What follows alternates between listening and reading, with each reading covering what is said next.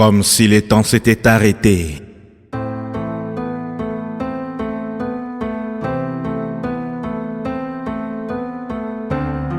Papa Marcelin, dites-moi s'il vous plaît, pourquoi ne devons-nous plus aller à l'école, jouer avec nos amis, petite balade en famille? Qu'est-ce qui se passe-t-il, hein, Papa Marcelin? Là dehors, il y a un ennemi invisible et à l'œil nu. C'est un être de très loin, petit qui grain de sable. Il peut être dans l'air ou même n'importe où. Il vit surtout dans le corps de gens comme nous. Il les rend malades et dangereux pour leurs entourages. S'il tousse ou éternue, tout le monde tout autour peut être contaminé et connaître en un petit temps des troubles de santé, enfin être amené à la mort. Le plus chanceux en guérisse, on l'appelle coronavirus. Sa maladie est dite Covid-19 parce qu'il a choisi 2019 pour vivre parmi les hommes. Les pousser à bout et oui, il nous met à genoux. Pour ne pas être infecté, on est obligé de rester chez nous. Les jours deviennent tellement les mêmes comme si les temps s'étaient arrêtés. Car dehors, il y a cette catastrophe qui secoue toute l'humanité. Comme la faim et la malaria le font chaque jour ici. On s'en sortira comme on s'en est toujours sorti. On s'en sortira comme on l'a toujours fait. Car on restera chez nous autant de temps qu'il faudra. Car on se lavera les mains autant de fois qu'on devra. Car on se touchera moins nos visages autant qu'on le pourra. Car on gardera nos distances autant qu'on y arrivera. Et après tout, on s'en sortira. Car on est des élus. Car on est des élus.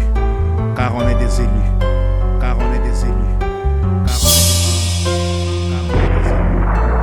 Si le soleil s'était arrêté un jour sur Gabaon pour que Josué combatte les ennemis d'Israël jusqu'à la victoire totale, la main de l'Éternel est sur nous.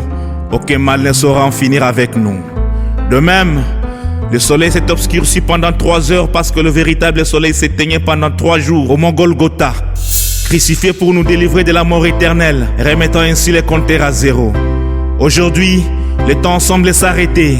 Oui, le temps semble s'arrêter pour rétablir l'équilibre social. Rappeler à tout humain que nous sommes tous dans le même bateau. Notre patrimoine commun, la planète Terre. Devant la mort, nous sommes tous nus et égaux. Nonobstant les différentes couleurs de nos peaux, nous sommes tous d'une seule race, la race humaine. L'humanité a connu certes de précédentes grandes crises, mais celle-ci est une expérience assez unique en son genre. Les plus riches peuvent mourir pareillement aux plus pauvres. Les couilles sociales disparaissent le temps de cette pandémie, car le monde tel qu'on le connaît est en train de prendre une autre allure.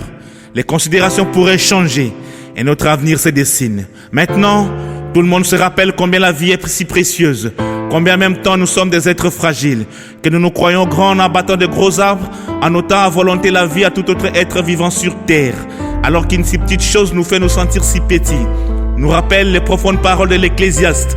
Une génération s'en va, une autre vient, et la terre demeure toujours. Tout est vanité. On vit dans une grande peur et dehors, le chaos s'installe.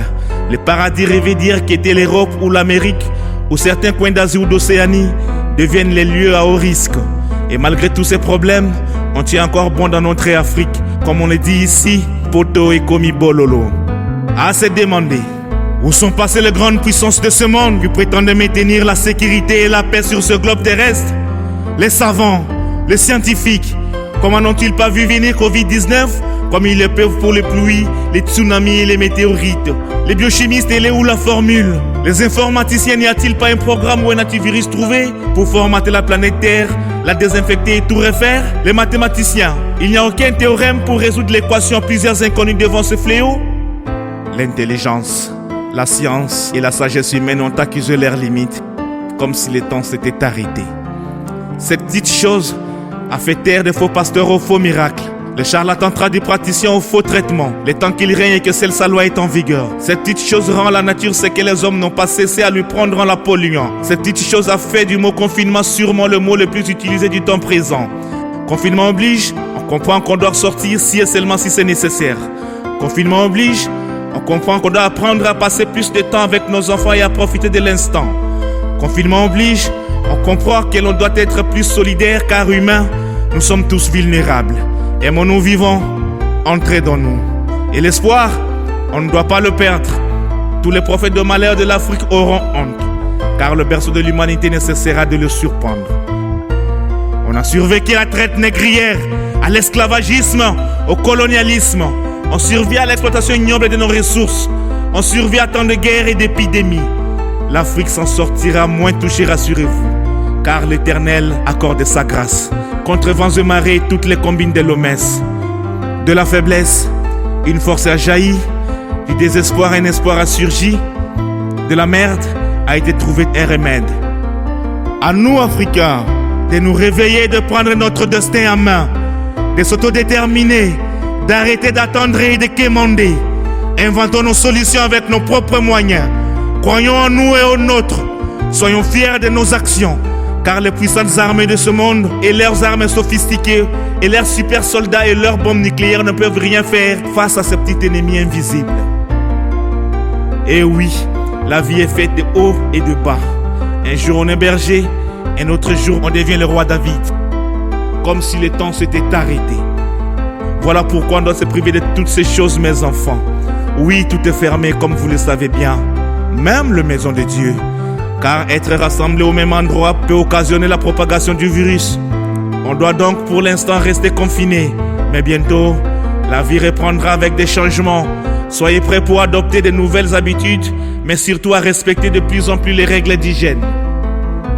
Notamment se laver les mains plus souvent, ne pas se toucher les visages, rester à une bonne distance des autres, tousser et éternuer dans son coude, voir un médecin lorsqu'on se sent malade, sortir seulement lorsque c'est nécessaire, je le répète. Et après tout, on s'en sortira car on est des élus. Ici sur nos terres, enfants d'Israël, promis de Canaan, dans nos conditions extrêmes, dans ces pays, dans ces continents que l'on traverse au quotidien par la grâce du Tout-Puissant. Faisons donc confiance à Dieu, maître des temps et des circonstances. Lui seul peut nous sauver.